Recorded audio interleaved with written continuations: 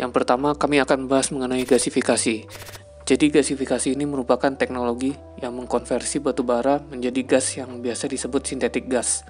Ini pada dasarnya mirip dengan natural gas, namun ini dibentuk secara sintetis. Jadi gasifikasi ini terjadi dalam suatu gasifier yang bekerja dengan mereaksikan karbon atau bahan bakar yang mengandung karbon dengan uap dan oksigen pada tekanan dan temperatur yang tinggi sehingga menghasilkan karbon monoksida dan hidrogen.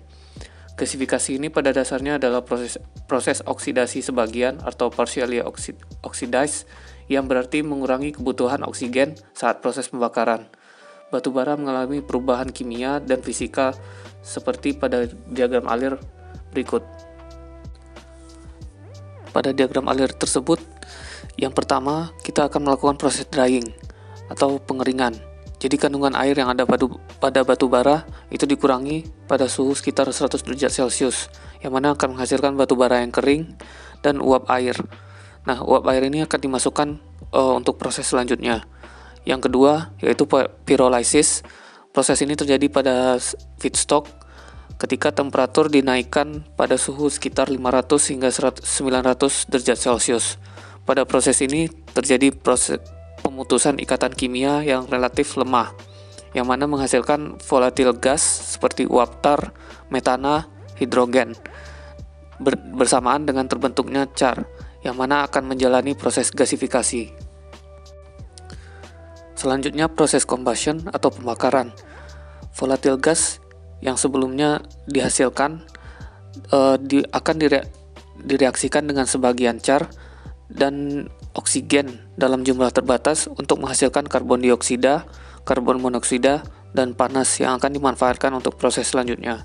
Yang keempat, kita masuk ke gasifikasi, di mana sebagian char lainnya akan direaksikan dengan karbon dioksida dan uap air untuk menghasilkan gas hidrogen atau H2. Nah, keuntungan dari gasifikasi ini, yang pertama, kebutuhan oksigen untuk reaksi relatif lebih kecil dengan energi recovery efisiensi yang lebih besar. Yang kedua, near zero waste atau bisa disebut hampir tidak ada limbah. Jadi semua produk dari proses gasifikasi ini dapat dimanfaatkan, baik untuk di bidang energi maupun dijual untuk diolah menjadi produk lainnya di industri lain, seperti pada industri pupuk. Yang ketiga, tidak menghasilkan limbah yang berbahaya bagi lingkungan. Yang keempat, keuntungan ekonomi. Jadi selain produk yang dimanfaatkan yang dapat dijual ke industri lain, harga pengoperasian juga relatif lebih rendah dibandingkan pembakaran konvensional. Di bidang industri saat ini juga sangat diperlukan cara untuk meningkatkan efisiensi turbin gas, yaitu dengan cara menggabungkan siklus turbin gas dengan siklus proses. Jadi combined cycle ini adalah siklus gabungan yang menggunakan dua siklus produksi energi yang berbeda, yaitu pada langkah pertama listrik dihasilkan menggunakan gas turbin yang dikoppel dengan generator. Namun pada combined cycle ini, gas hasil pembakaran di turbin gas sebelumnya diproses kembali di HRSG atau yang disebut Heat Recovery Steam Generator. Di HRSG ini memiliki beberapa bagian, dimulai dari preheater, economizer, evaporator, hingga superheater. Uap panas dari HRSG ini kemudian disalurkan ke steam turbin yang juga terhubung dengan generator sehingga dapat menghasilkan lebih banyak listrik.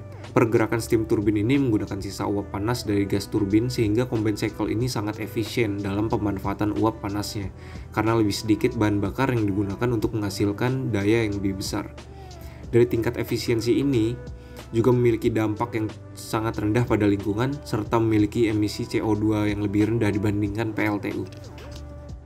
Integrated Gasification Combined Cycle atau yang dikenal dengan singkatan IGCC pada dasarnya adalah kombinasi dari unit gasifikasi dan combined cycle yang dimana memiliki efisiensi tinggi hingga lebih dari 50%. Pada Februari 1997, 9 pabrik IGCC beroperasi di seluruh dunia dan 11 berada dalam tahap akhir penyelesaian. Bahkan sekitar 50 lainnya sedang dipertimbangkan. Perlu kalian ketahui, saat ini sendiri ada 4 pembangkit listrik tenaga batu bara IGCC di seluruh dunia yang beroperasi selama lebih dari 7 tahun. Beberapa contoh IGCC plant sendiri ada yang terdapat di Amerika Serikat. Sebut saja salah satunya adalah The Tampa Electric's IGCC Project di Mulberry, Florida, yang sudah ada sejak tahun 1996.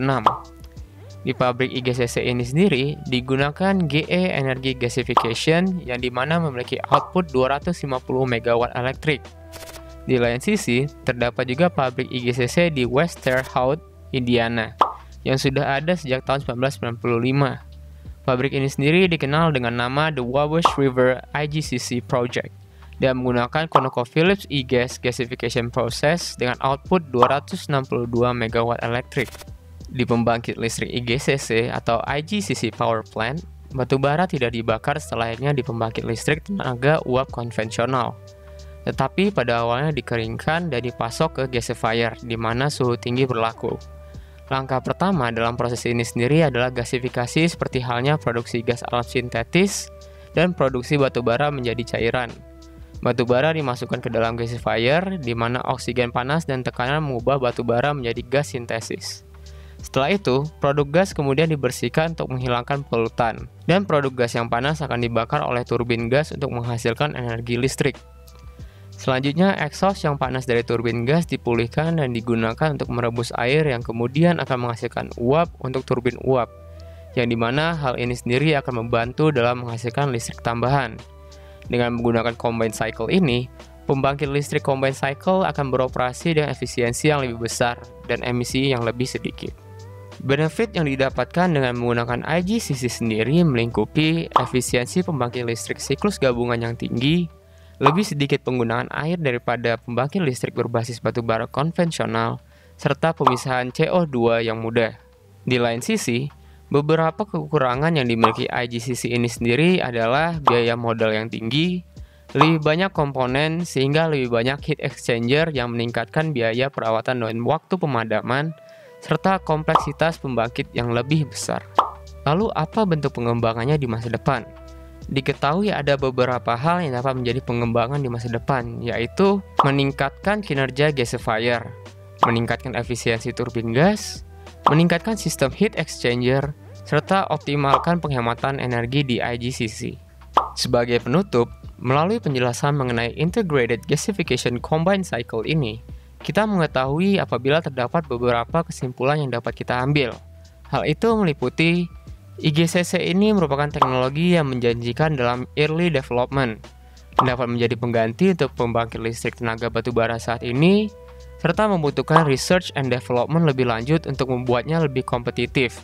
Tidak lupa juga, IGCC ini merupakan prospek dengan zero emission dari batu bara. Untuk di Indonesia sendiri, pembangkit listrik tenaga gas atau disingkat PLTG ini juga sedang dikembangkan pembangunannya. Berikut beberapa PLTG yang ada dan masih beroperasi di Indonesia hingga saat ini. Untuk di wilayah Sumatera, yang merupakan wilayah dengan PLTG terbanyak di Indonesia, bisa dilihat terdapat 12 perusahaan PLTG yang aktif beroperasi menyuplai kebutuhan listrik di wilayah tersebut. Selanjutnya untuk di Pulau Jawa sendiri terdapat 5 perusahaan PLTG yang masih beroperasi untuk menyuplai kebutuhan listrik di wilayah Pulau Jawa.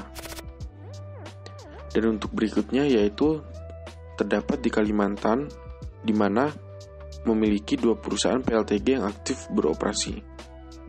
Untuk PLTG terbesar di Indonesia saat ini dengan kapasitas di atas 100 MW hanya ada 2 perusahaan.